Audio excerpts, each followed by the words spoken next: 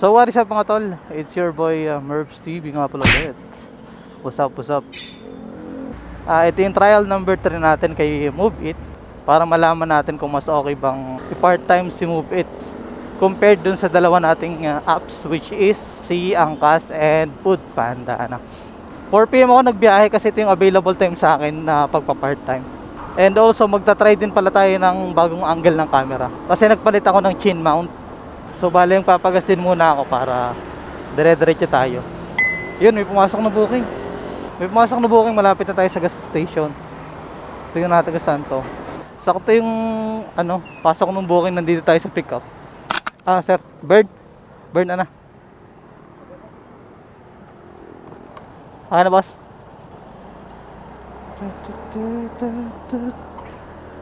Sabay bossing?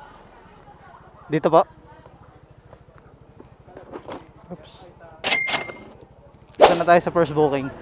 Short ride lang naman siya dito sa may Katipunan. Somewhere here dito malapit sa Cubao. Pero nag-offline muna ako. Magpapagas muna ako saglit. Dito muna tayo magpagas sa Chevron James. Tayo 100 lang, 95 octane. So nakapagpagas na tayo. Waiting lang tayo ng booking. Lipat nga tayo ng pesto. So far dun sa dalawang biyahe natin kay Move It, which is yung trial number 1 and number 2, so far ang napansin ko na difference kapag kay Move It tayo magpa part-time is unang-una yung application, madali gamitin kasi hindi mo na kailangan magpalit-palit ng apps nandito na lahat kay Move It Tapos pangalawa is yung napansin ko, parang mas madaming booking kay Move It compared kay Angkas. Kaya lang, ang masahe ni Move It is mas mababa compared kay Angkas. Kaya mas madami nagbubook pagdating kay Move It. Kaya madami pa pasahero si Move It kasi mas mababa ng minsan 5-10 pesos ganun. So bale yun pala yung napapansin ko so far sa trial number 1 and number 2 natin.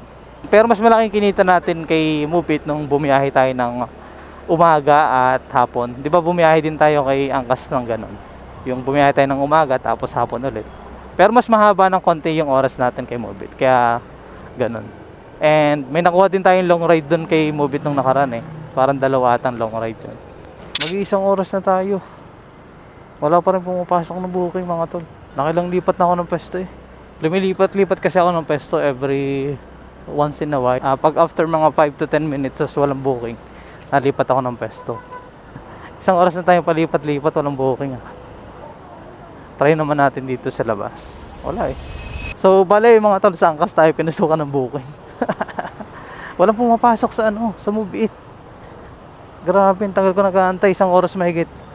In-inform ko naman si customer na naka-Move It tayo. Pumayag naman siya. Okay na po.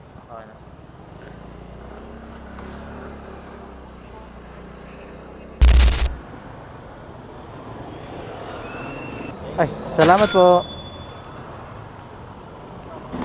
Na-drop na natin yung Angkas ride.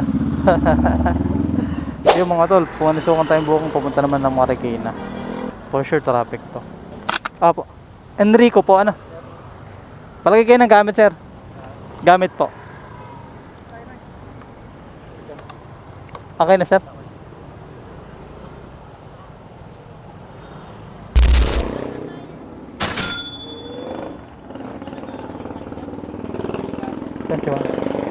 Thank you po, thank you. Drop na natin yung isa nating customer mga tol. Magapang na ulit tayo pa uwi Dito tayo ngayon sa Marikina. May nakuha pa tayong booking after natin mag-drop dun sa Timog, Quezon City, papunta dito sa Marikina. So ayun mga tol, bale dito na tayo sa sa Ateneo, dito sa may Katipunan. Hindi na rin ako nag-online. Hindi na rin ako kumuha ng booking. Diretso ko na rin talaga to pa since bukas tayo babiyahe para makapagpahinga tayo ng medyo mahaba ngayon. Kaya lang kasi ako nakabiyahe ngayon para matest yung angle ng camera natin. Kasi may bago tayong chin mount. Bumili ako ng bagong chin mount. Kasi yung chin mount na ginagamit natin, which is yung Tele-C na ini-strap, hindi ko gusto yung angle niya, masyado siyang mababa. Masyado siya nakatungo. Kaya nagpalit ako ng bago. Pinalit ko ay yung GRX yung brand niya. So far okay naman. Maganda naman yung angle niya. Konting adjustment lang. Hindi kagaya nung isa na sobrang daming adjustment ang ginagawa ko doon. So ayun, bale nakatatlong booking din tayo ngayong araw. Dalawa kay Move It at isa kay Angkas. Kumita din tayo ng 200 plus. Ang nangyayari kasi, after nung first booking natin, hindi ako pinasukan ng booking, 1 oras mahigit. Kaya ang ginawa ko, nag-online ako kay Angkas. Pagka online ko naman, may pumasok din. In-accept ko na. Tapos in-inform ko na lang si customer na nakamove it ako kung okay lang. Pumayag naman si customer, okay lang naman daw. So ayun, kaya meron tayong biyahe kay Angkas. Huwag niyong gagayahin yung mga tol, bawal yun Pero diskarte kasi yun yung iba nga dyan ayoko na lang mag-talk. But anyway nga ayun mga tol, so bali magiging biyahe natin naman bukas, yung kikitain natin para bukas ay nang ibibili natin ang insulated bag para sa Food Panda. Siguro by next week or next week naman tayo kay Food Panda naman tayo. So para maging okay yung biyahe natin, bibili ako ng insulated bag, yung 48 liters, para may maayos na lagayan yung pagkain na magiging natin orders. Sana at least maka 500 plus man lang tayo bukas. Kasi alam ko, nagtingin ako sa online 500 plus. Hindi na ako mag-order kay Food Panda kasi hindi pa naman ako nire-record ni Panda, and part-time lang din naman kasi yung insulated bag na bibilhin ko, magagamit din namin yun. So pwede rin siyang yung mga pag-istora ng pagkain, kaya bibili na rin ako. Malay mo si Panda yung maging natin, part-time talaga Bale yun mga tol, quick biyahe lang talaga to. Dito ko na lang din tapusin tong vlog na to.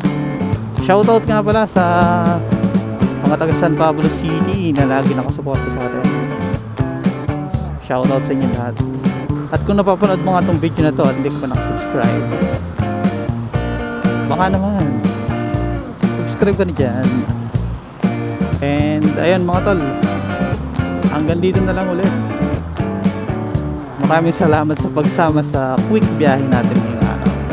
Very quick biyahe lang. You know the drill. Hanggang sa muli, palag lang ng palag. Ciao. Oops.